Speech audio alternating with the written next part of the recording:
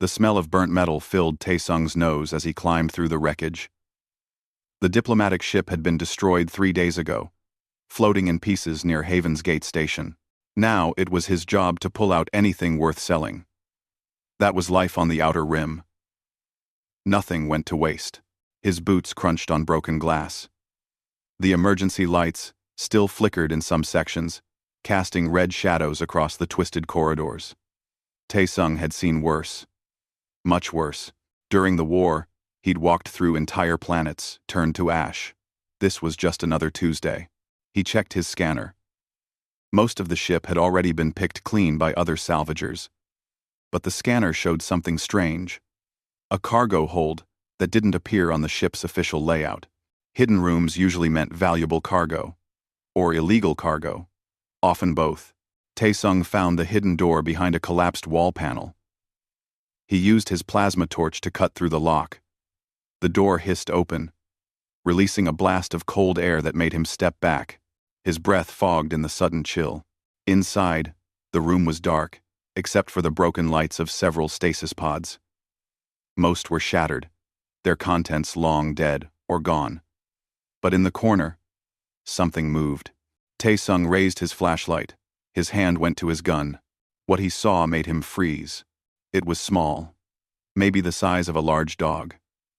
Scales covered its body, though they looked dull and damaged.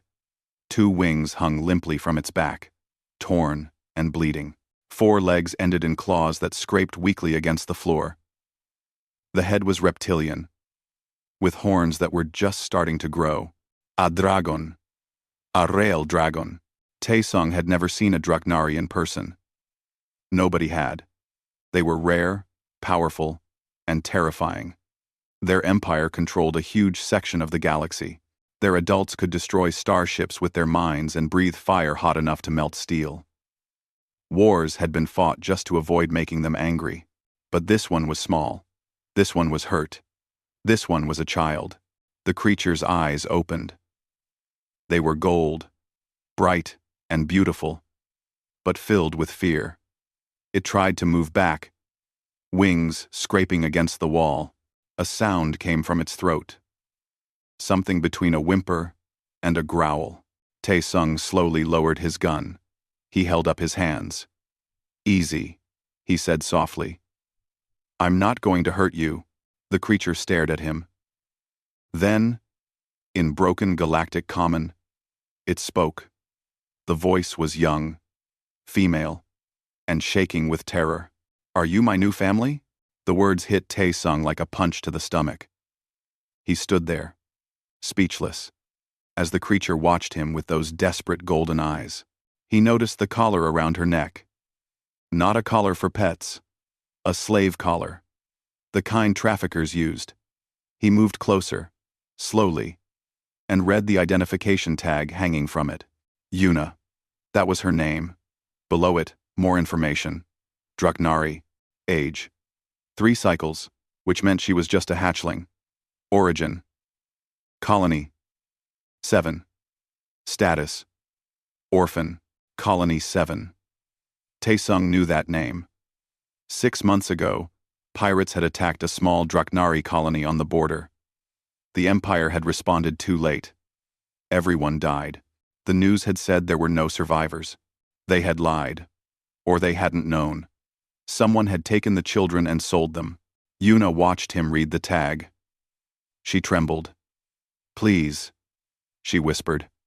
"I'll be good. I'll be quiet. Don't leave me here. Don't leave me alone." Taesung's jaw tightened. He had rules. Rules that kept him alive on this station. Rule number 1, don't get involved. Rule number 2, don't take risks for strangers. Rule number 3, definitely don't steal highly valuable illegal cargo. He looked at Yuna. She was so small, so scared. She reminded him of someone. A memory from the war. A little girl on a burning planet, asking him if her parents were coming back. He'd had to tell her no. Taesung made a decision that would change everything. He took off his jacket and wrapped it around Yuna. She was cold. Probably from the stasis pod. She flinched at first, then relaxed slightly into the warmth. "Come on," he said. "We need to leave before someone else shows up." Yuna looked up at him. You're taking me?" "Yeah, kid, I'm taking you." She tried to stand, but her legs wobbled. Tae-sung saw how thin she was under those scales. How long had she been in that pod without food? He scooped her up carefully. She weighed almost nothing. Yuna made a sound. Not quite a cry, but close. She buried her face against his shoulder. Her claws dug into his shirt, but he didn't complain. Getting back to his workshop without being seen was tricky. Tae-sung knew the station's blind spots. He'd lived here for 5 years, ever since leaving the military. He knew which corridors had broken cameras and which guards could be bribed to look the other way. He used his access code to open the back entrance to his repair bay. The shop was small, just one main room filled with tools and half-fixed ship parts. In the back was a smaller room where he sometimes slept when he worked late. Tae-sung set Yuna down on an old couch. She immediately curled into a ball, wings wrapping around herself like a shield. "Wait here," he said. "I need to lock up." He secured the doors and pulled down the metal shutters over the windows. Then he activated the privacy field that blocked sensors from seeing inside. It was illegal, but useful when working on questionable repair jobs. When he returned, Yuna hadn't moved. "When did you last eat?" he asked. Yuna's head tilted, confused by the question. "I don't remember. Before the cold sleep. Before they put me in the box. 3 days at minimum, probably longer." Tae-sung opened his small refrigerator. He had some dried meat, some ration bars, and not much else. He wasn't sure what dragons ate. He offered her a piece of meat. Yuna sniffed it. She took a tiny bite, then immediately spit it out. "Wrong," she said. "Tastes wrong. Of course." Dragons probably had special dietary needs. Tae-sung pulled out his tablet and tried searching for information about Draknari children. There was almost nothing. The Draknari kept their young hidden, protected. Information about them was classified. He found one old research paper, half deleted. It mentioned that young Dragnari needed metals in their diet. Copper, iron, silver, mixed with protein. Tae-sung looked around his workshop. He found some copper wire and broke it into small pieces. He mixed it with the meat and offered it again. This time, Yuna ate. Slowly at first, then faster. She finished everything he gave her and looked up hopefully for more. "That's all for now," Tae-sung said. "Too much food after starving can make you sick." Yuna nodded. She seemed to understand. She curled back up on the couch, pulling his jacket tighter around herself. Tae-sung sat in his work chair and ran his hands through his hair. What had he just done? Harboring stolen cargo was bad enough. But a Draknari?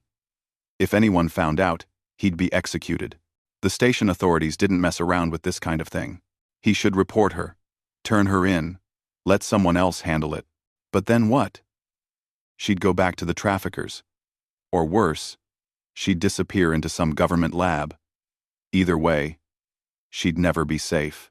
"Are you really going to keep me?" Yuna asked quietly. Tae-sung looked at her. At this terrified child who'd lost everything, who'd been bought and sold like equipment, who'd asked a stranger if he was her family because she had no one else. He thought about the war. About all the things he couldn't save. All the people he'd left behind. Maybe this time could be different. "Yeah," he said finally. "I'm going to keep you. But it won't be easy. We'll have to be careful. Very careful." Yuna's eyes brightened. It was the first time he'd seen anything other than fear in them. "Thank you," she whispered. Then, softer. "Father." The word made Tae-sung's chest tight. He wasn't anyone's father. He was just a broken mechanic trying to survive. But looking at Yuna, seeing the hope in her eyes, he couldn't bring himself to correct her. Outside, the station continued its normal routines. Ships came and went. Deals were made. Lives changed. Inside the small repair shop, a man and a dragon sat in silence, both wondering what came next. Neither of them knew that their decision tonight would shake the entire galaxy. The first week was hard. Yuna barely spoke. She spent most of her time hiding in the back room, curled up in the corner farthest from the door. Every loud noise made her jump. Every time someone knocked on the workshop door, she would shake with fear. Tae-sung tried to make her comfortable. He gave her blankets and pillows. He bought different foods, trying to figure out what she needed. The copper wire mixed with meat seemed to help, but she was still too thin. Her scales remained dull, and her wings hung limply against her back. On the third day, Tae-sung made a decision. He needed help. He couldn't do this alone. He called Ji-won. Ji-won arrived late at night, when the station was quieter. She was tall, and moved with the confidence of someone who'd seen too much to be easily surprised. She worked at the station's medical center, specializing in alien biology. She was also the only person on Haven's Gate that Tae-sung trusted. When he opened the door, Ji-won looked tired. "This better be important," she said. "I just finished a double shift." "It is," Tae-sung said. He locked the door behind her and activated the privacy field. Ji-won noticed immediately. "What's going on?" Tae-sung led her to the back room. Yuna was awake, pressed against the wall, eyes wide with fear. Ji-won stopped dead. Her mouth fell open. "Her name is Yuna," Tae-sung said quietly. "She's an orphan. I found her in a wreck. She was being trafficked." Ji-won stared for a long moment. Then she let out a long breath. "Tae-sung, do you know what you've done? Do you know how much danger you're in?" "Tae-sung, I know. If anyone finds out." "I know," Tae-sung repeated. Ji-won looked at Yuna. The little dragon was trembling. Ji-won's expression softened. She'd always had a weakness for children. No matter what species they were, she knelt down slowly, making herself smaller, less threatening. "Hello, Yuna," she said gently. "My name is Ji-won. I'm a doctor. Can I check if you're hurt?" Yuna looked at Tae-sung. He nodded encouragingly. "Okay," Yuna whispered. Ji-won spent an hour examining Yuna. She was careful, gentle, explaining everything she was doing. Tae-sung watched, impressed. Ji-won had always been good with scared patients. Finally, Ji-won stood and pulled Tae-sung aside. "She's malnourished," she said quietly. "Severely. Her wings have been damaged, probably from being kept in too small a space. She has old bruises, signs of rough handling, and she's traumatized. That's going to take time to heal. Can you help her?" Ji-won looked back at Yuna. "I can try. But Tae-sung, I need to be honest with you. There's almost no medical information about Draknari children. They keep everything about their young secret. I'm going to be guessing most of the time. I trust you. I'll get some supplies. Quietly. But this is dangerous. For both of us." "I know," Tae-sung said. "Thank you." Ji-won left with promises to return. Tae-sung went back to Yuna, who was looking at him with curious eyes. "She seems nice," Yuna said softly. "She is. She's going to help you get better." Over the next few days, Ji-won came by every night. She brought vitamins, medicines, and special food. She taught Tae-sung how to care for Yuna's wings, how to clean her scales properly, what signs to watch for if she was getting sick. Slowly, Yuna started to improve. Her scales began to brighten. She ate more.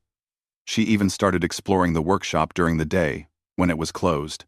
Tae-sung discovered that Yuna was incredibly smart. She watched everything he did with intense focus.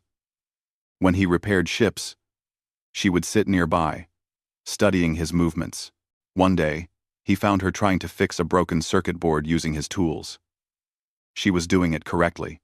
"Who taught you that?" he asked, surprised. Yuna looked up. "No one. I watched you do it yesterday."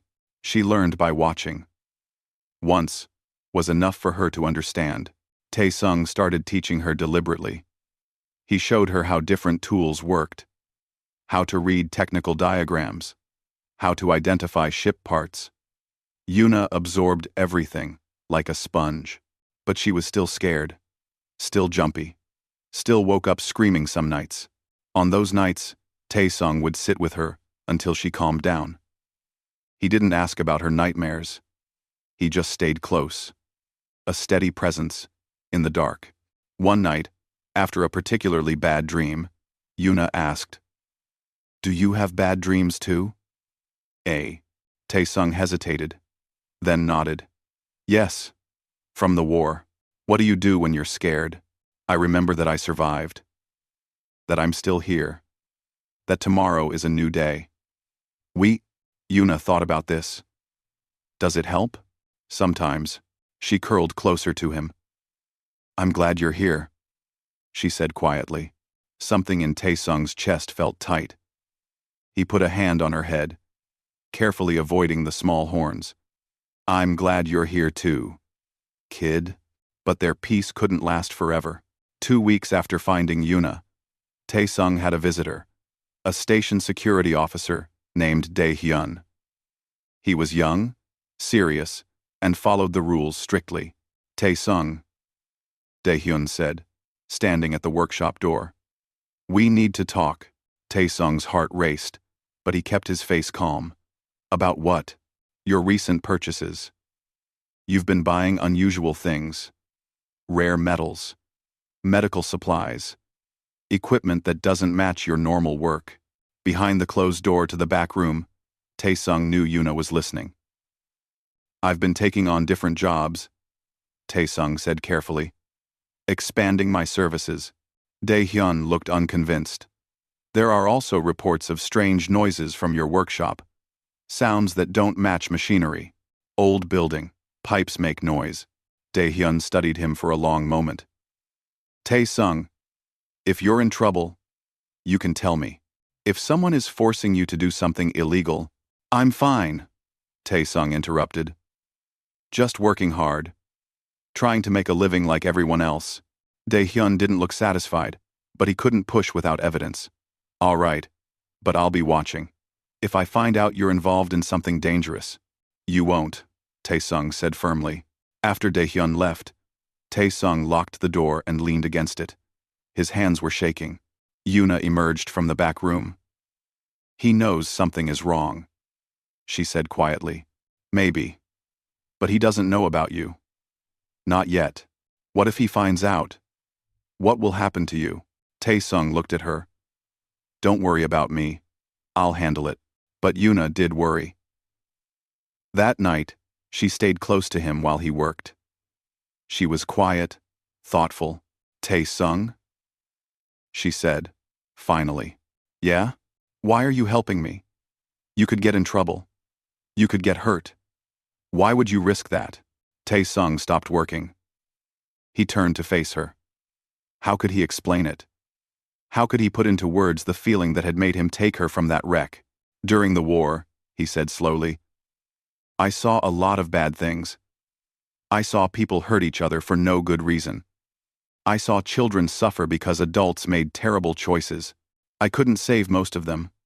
I had to leave them behind." He paused, remembering. The memories still hurt.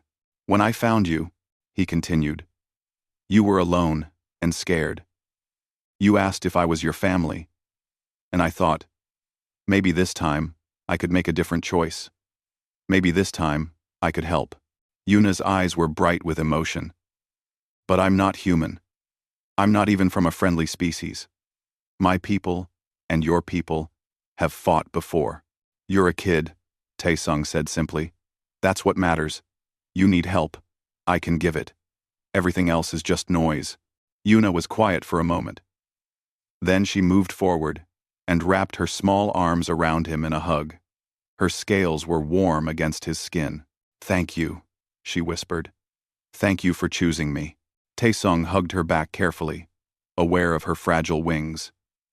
He realized that somewhere along the way, this scared little dragon had become important to him. She wasn't just cargo. He was hiding. She was family.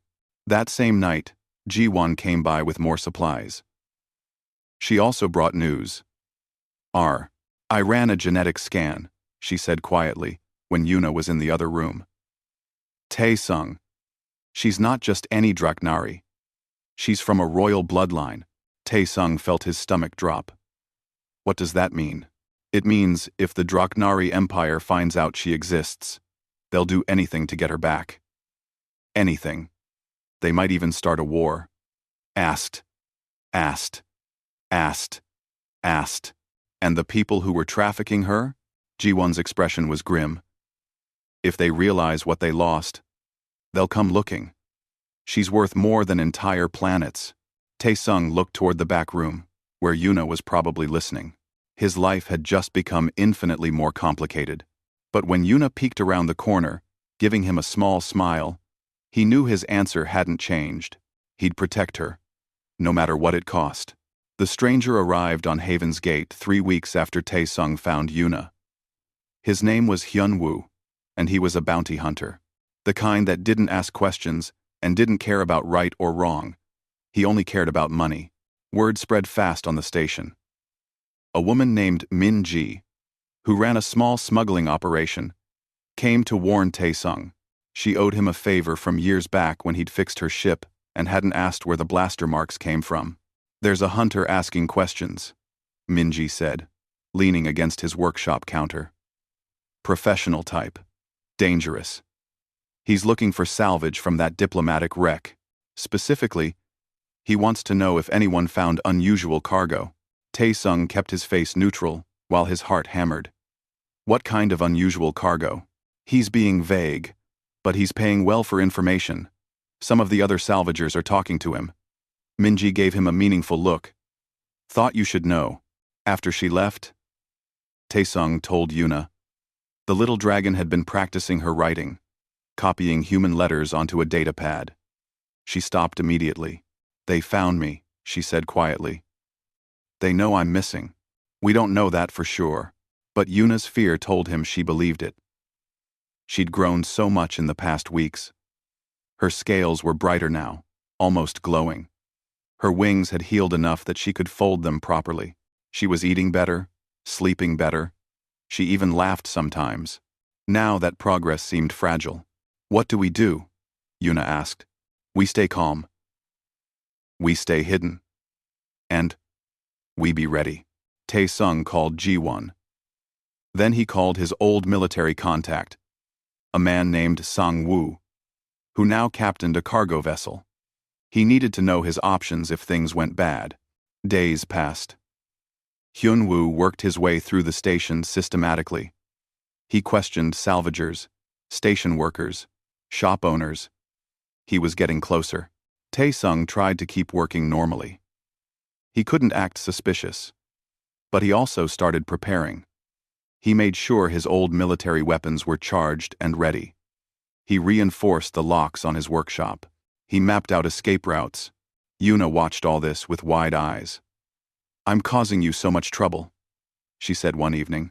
No, Tae-sung said firmly. The people hunting you are causing trouble. You're just a kid trying to survive. One afternoon, Yuna was helping Tae-sung repair a gravity generator. She'd gotten good at handing him tools, knowing what he needed before he asked. They'd developed a comfortable rhythm, then the generator sparked. Something went wrong with the power coupling. The heavy generator unit broke free from its supports and fell toward Tae-sung. He tried to move but wasn't fast enough. The weight would crush him. Yuna screamed, and then the generator stopped. Just stopped. Hanging in the air like someone had pressed a pause button on reality, Tae-sung stared.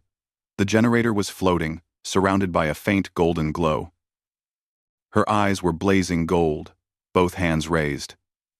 She was shaking with effort, but she was holding the generator in the air, with nothing but her mind. Move, she shouted. Tae-sung rolled out of the way. Yuna gently lowered the generator to the ground, then collapsed. The glow faded from her eyes. Tae-sung rushed to her. Are you okay? Tired? Yuna gasped. That was. I didn't know I could do that. Yuna. I could do that. Telekinesis. Taesung said, awed. Draknari adults can do it. But you're so young. It just happened. I saw you in danger. And I couldn't let you get hurt. Tears filled her eyes.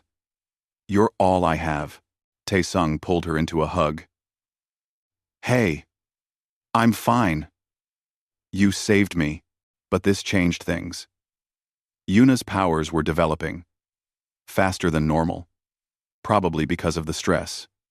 If she lost control at the wrong time, someone might notice. That night, after Yuna fell asleep, Taesung started teaching her control. He'd worked with psychic soldiers during the war. He knew some techniques. Close your eyes, he instructed. Feel the power inside you. Don't push it away. Don't fear it. Just acknowledge it's there. Yuna concentrated. Small objects around the room began to float. A wrench, a bolt, a cup. Good. Now lower them gently, like you're setting them down with your hands. It took hours of practice. Yuna was exhausted by the end, but she was getting better. She could lift things deliberately now, not just in panic. Why are you so good at teaching this? Yuna asked. I knew someone once. During the war. She had powers like yours. She taught me how psychic abilities work. What happened to her? Taesung's expression darkened. She died. Protecting her squad. Taesung's. Yuna was quiet. Then, she said, I'll get better. I'll learn control. I won't put you in danger, because I can't control myself. You're doing fine, kid. But time was running out. Hyunwoo finally tracked a lead to Taesung. Minji sent an urgent message. The hunter knows. He's coming to you. Get out now. Taesung made a decision. They couldn't run. Not yet. Running would confirm guilt. Instead, he sent Yuna to hide in a special compartment he'd built under the workshop floor. It was shielded against sensors. Stay quiet no matter what you hear, he told her. Don't come out until I say it's safe. Yuna grabbed his hand. Be careful. Always am. Hyunwoo arrived an hour later. He was tall, scarred, with the cold eyes of someone who'd killed many times. 2 armed thugs stood behind him. Taesung, Hyunwoo said. We need to talk. My shop is closed. This won't take long. I'm looking for something. Something valuable that went missing from a diplomatic wreck. I have information that you salvaged from that ship. I salvage from lots of ships. It's my job. Hyunwoo smiled. It wasn't friendly. Did you find anything unusual? Anything alive? No. Just scrap metal and broken parts. Mind if I look around? Yes, I do mind. This is private property. Hyunwoo's smile faded. I can get a warrant. Or I can pay station security to look the other way while I search anyway. Your choice. Taesung's hand moved toward the weapon hidden under his counter. Or you could leave and stop wasting my time. The tension in the room became thick. Hyunwoo's thugs reached for their guns. Then Hyunwoo laughed. Brave. Stupid. But brave. Fine. I'll be back with authorization. They left. Taesung locked the door behind them and released Yuna from her hiding spot. He knows, Yuna said. He knows I'm here. He suspects. That's different. But Taesung knew it was only a matter of time. Hyunwoo would return with force. He called Sangwoo. I need an extraction, Taesung said. Soon. Maybe very soon. What kind of trouble are you in? Sangwoo asked. The kind that might require shooting our way out. There was a pause. Then Sangwoo said, I'm 3 days away. Can you last that long? I'll try. But Hyunwoo didn't wait 3 days. He returned the next morning, with station security and a scanning team. We have authorization to search your property. Daehyun said. He looked unhappy about it. I'm sorry, Taesung. I tried to stop this, but Hyunwoo has powerful friends. The scanning team came in with equipment. Yuna was in her hiding spot, But would the shields hold against military-grade scanners? Taesung stood aside, trying to look calm. Inside, he was planning. If they found Yuna, he'd fight. He wouldn't let them take her. The scanners swept the workshop. Back and forth. Taesung held his breath. Then one scanner paused over the hidden compartment. The operator frowned. "There's something here." "Shielded space." "Open it," Hyunwoo commanded. This was it. Taesung reached for his weapon, but before he could act, the workshop door exploded inward. Ji-won stood there, looking panicked. "Station breach," she shouted. "Section 7. Everyone needs to evacuate now." Alarms began blaring. It was chaos. In the confusion, the search team ran for the exits. Only Hyunwoo stayed. He looked at Taesung with cold understanding. "This isn't over." After everyone left, Ji-won closed the door. "That will buy you maybe an hour. I triggered a false alarm, but when they figure it out, I'll be in trouble." "Why did you risk that?" "Because that little girl in your floor compartment deserves better than being sold to the highest bidder." Taesung released Yuna. She was shaking. "They almost found me." "I know. We need to leave. Now." But as Taesung gathered supplies, Yuna suddenly gasped. Her eyes went wide. "What's wrong?" Ji-won asked. "I feel something. Something big. Coming here." Yuna's scales began to glow. Taesung checked his scanner. His blood ran cold. A fleet was approaching Haven's Gate. Big warships. Military grade. And they were broadcasting Draknari identification codes. "They found me," Yuna whispered. "My people found me." Everyone in the workshop stood frozen, realizing that everything had just gotten infinitely worse. The Draknari had arrived. And with them, war might follow. The station administrator's voice crackled over every speaker on Haven's Gate. "All residents remain calm. We have incoming Draknari vessels. They are requesting permission to dock. This is not an attack." Repeat. This is not an attack. But everyone knew better. The Draknari didn't make social calls. Taesung's workshop became a fortress. Ji-won helped him move heavy equipment against the doors. They sealed the windows with metal plates. Taesung pulled out every weapon he'd kept from his military days. Rifles, pistols, grenades, things he swore he'd never use again. Yuna sat in the corner, glowing faintly. Her power was reacting to her fear. "They're coming for me," she said. "I can feel them. They're angry."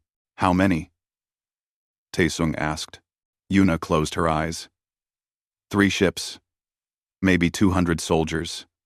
And... She paused, confused. "One of them feels different.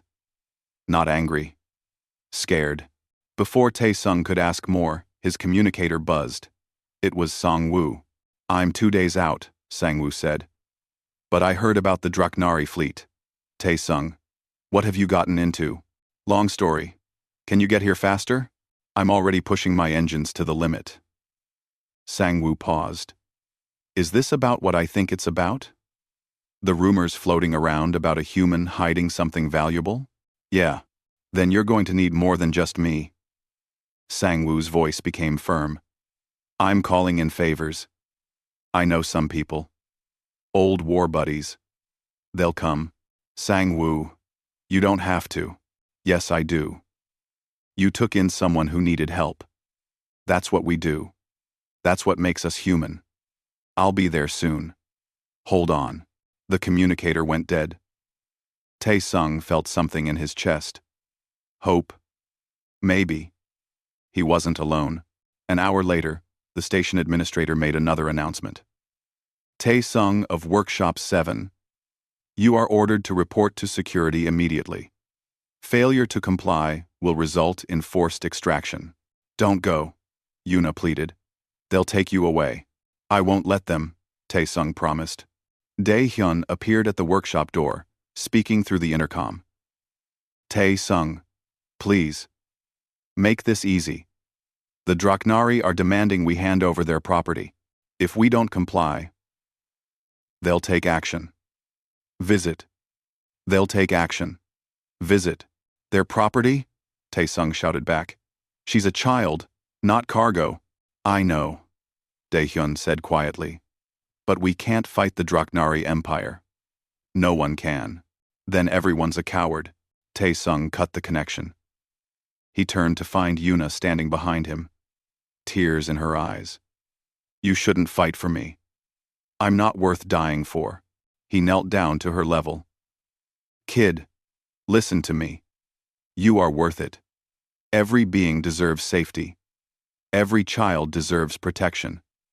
That's not negotiable. But I'm not human. So what? You asked me if I was your family. I said yes. That means something. Humans don't abandon family. So, this will ever not. A new voice came over the intercom. Female, speaking Galactic Common with a Draknari accent. Human called Taesung. I am Unji. I am here to talk, not fight. Please, let me speak with you. Taesung was suspicious. Talk from there. What I have to say requires privacy. I promise I come alone. No weapons. I only want to help the child. Yuna grabbed Taesung's arm. She's the one who feels different. The scared one. I think she's telling the truth. Against his better judgment, Taesung opened the door a crack. A Draknari stood outside. She was tall, elegant, with scales that shimmered like jewels. She wore diplomatic robes and held her hands where Taesung could see them. May I enter? Unji asked. Taesung let her in. Ji-won kept a weapon trained on her just in case. Yoonji saw Yuna and her expression softened. She spoke in the Draknari language, words that sounded like music and thunder combined. Yuna responded in the same language. What are they saying?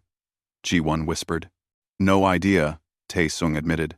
Finally, Yoonji switched back to Galactic Common. Yuna tells me you saved her. That you have cared for her. Fed her. Protected her. Is this true? Yes. Why? Our people have been enemies before. She needed help. That's reason enough. Yoonji studied him. You are either very brave or very foolish. Both, probably. Yoonji turned to Yuna. Child, do you wish to stay with this human? Yuna nodded firmly. He's my family. Even though your own people have come for you, they're not my people. They let my real family die. They didn't come when we needed help. He did. Yoonji looked sad. You're right. The current government failed your colony. They arrived too late because they were fighting among themselves for power. She paused. That's why I'm here. Yuna, you are the last heir to the royal house of the Sunday. Your family opposed the current regime. They wanted peace. They were killed for it. Yuna's eyes went wide. I'm royal?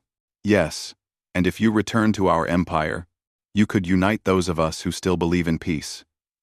You could change everything. End quote. But she's just a child, Taesung protested. You can't put that weight on her. I know. That's why I'm offering another option. Yoonji looked at him. Let me take her to a safe colony. Loyalists, who will protect her. She'll be trained, educated, kept safe, until she's old enough to decide her own path. It was a reasonable offer. Smart. Safe. Yuna looked at Taesung with desperate eyes. I don't want to go. Please don't make me go. Taesung's heart broke. Yuna, you promised. Tears streamed down her face. No, kid, never. Then don't send me away. Yoonji spoke gently. Yuna, staying here puts everyone in danger.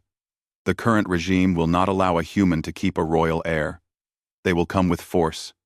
People will die. I don't care. Yuna's power flared. Objects in the workshop began to float. I'm not leaving. Outside, explosions rocked the station.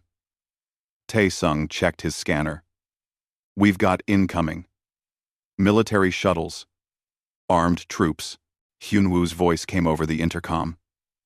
Taesung, hand over the Draknari, and I'll let you live. Resist, and you die. Simple choice. The bounty hunter had returned with an army. Ji-won checked her weapon. We can't fight that many. We don't have to, Yoonji said. She pulled out a communicator and spoke rapidly in her language. Then she switched to common. I've ordered my ships to protect this station. If the regime's forces attack civilians to reach Yuna, it will start a civil war. They won't risk it. Are you sure? Tae-sung asked. No. But it's our best chance. The next hours were chaos.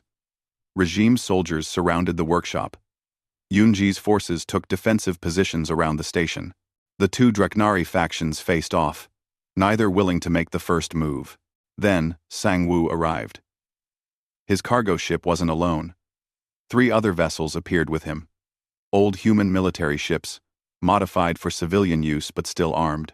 Sang-woo's voice came through. Tae-sung, we're here.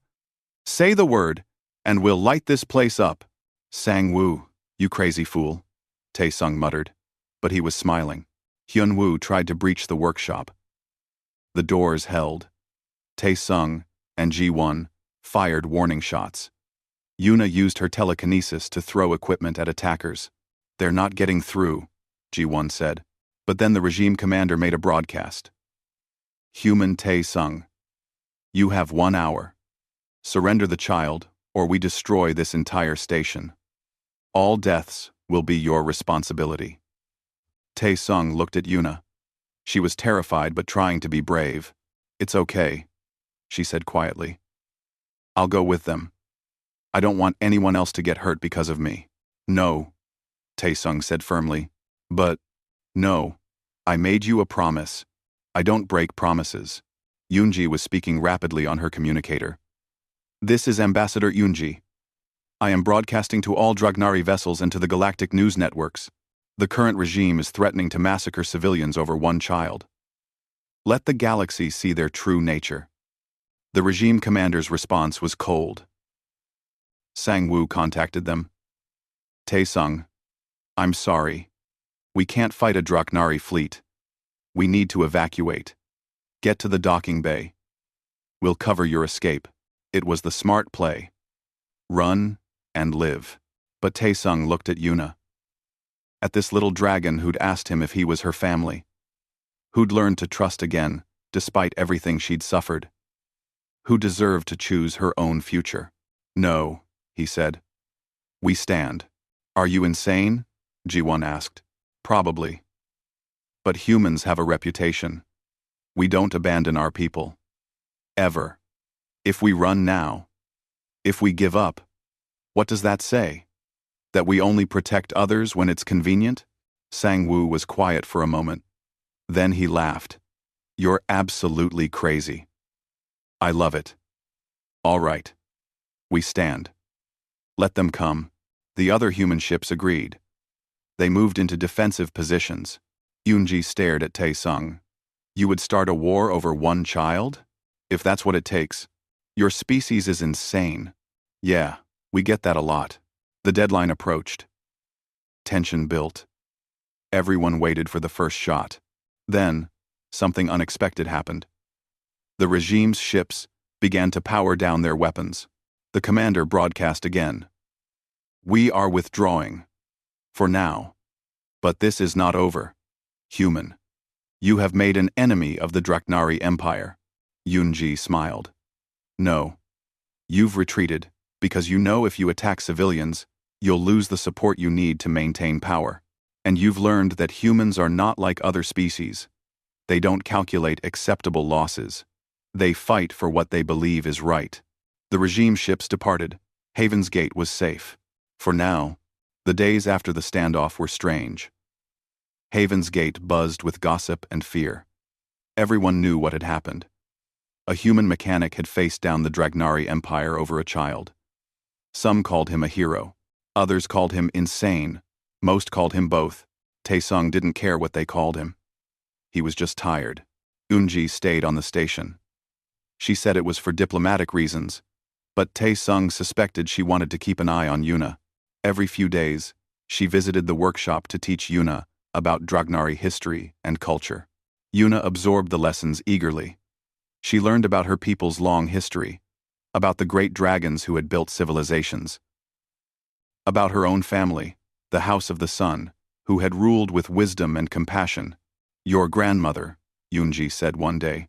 She believed that all species could live together.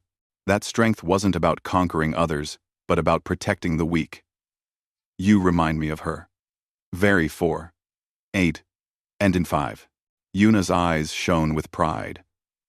But then she looked at Taesung, who was working quietly in the corner, and her expression became conflicted. After the lesson ended and Yunji left, Yuna approached Taesung. Can I ask you something? Can I? Always.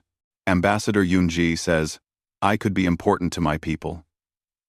Should I become who I was born to be? Taesung set down his tools. This was the conversation he'd been dreading. What do you want? Kid, I want to stay with you. But I also want to help people. I don't want my family to have died for nothing. Those aren't opposite things, Taesung said gently. You can stay and still honor your family. You can grow up, learn, become strong, and then decide what kind of leader you want to be. You don't have to choose, right now. But what if the bad Draknari come back? Then we'll deal with it. Together. Yuna thought about this. You really mean that? You'll let me stay? Kid, I thought we settled this. Your family. Family doesn't have an expiration date. Yuna hugged him tightly. Her scales were warm, her grip strong. She was growing so fast. Sangwoo visited the next day. He brought supplies and news. The Draknari regime is backing off for now, he said. But they're watching. Unji's faction is protecting you. But it's fragile. You should leave Haven's Gate. Find somewhere safer. I've been thinking the same thing, Taesung admitted. I know a place. A human colony called New Hope. It's quiet, peaceful, good schools. People there mind their own business. Sangwoo smiled. I can get you there, both of you. Taesung looked at Yuna, who was playing with some spare parts, building something complicated. What do you think, kid? Want to try living on a real planet? Trees, grass, sky? Yuna's eyes lit up. Real sky? Not just station walls? Real sky. As big as you can imagine. Yes. Let's go. The preparations took a week. Ji-won helped them pack. She decided to come too. Someone needs to keep you two out of trouble, she said. Plus, New Hope needs a good xenobiologist. Dae-hyun, the security officer, stopped by on their last day. He looked uncomfortable. I wanted to apologize, he said. I should have helped you earlier. Instead, I almost let them take her. You were following orders, Taesung said. Orders aren't an excuse, not when a child's life is at stake. Dae-hyun pulled out a data chip. I'm deleting all records of Yuna from the station systems. As far as official reports go, nothing unusual was found in that diplomatic wreck. You could get in trouble for that. Yeah. Well, maybe I learned something from a stubborn mechanic. Dae-hyun almost smiled. Take care of her. I will. The journey to New Hope took 3 days on Sangwoo's ship. Yuna spent most of it, pressed against the viewing window, staring at space. She'd never been on a ship. While conscious, everything was new and amazing. Look at all the stars, she breathed. There are so many. Millions, Taesung said. Each one with planets around them. Worlds to explore. Taesung, could I visit them someday?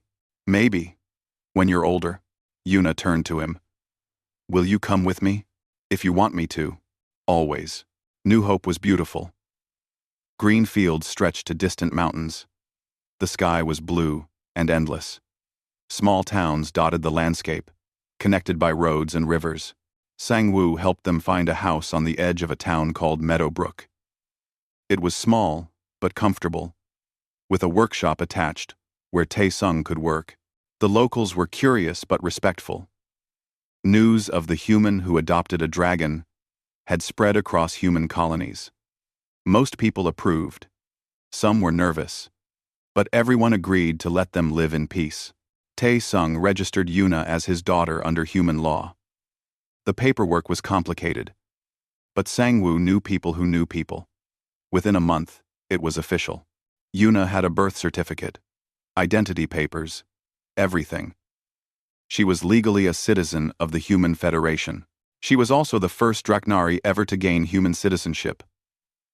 The news made intergalactic headlines. The Draknari regime protested. Unji's faction celebrated. The rest of the galaxy watched with confusion and fascination.